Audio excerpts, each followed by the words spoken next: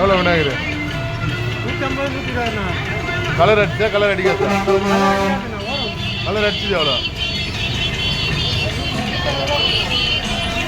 Colour அடிக்காதது 120, 100.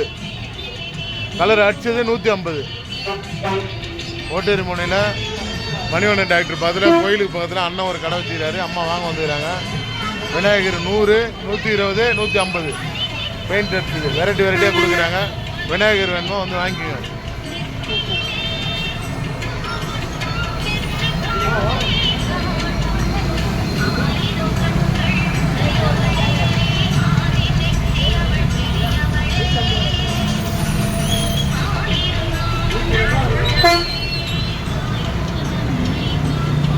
விநாயகருக்கு கொடை அண்ணன் கொடை வைக்கிறாரு.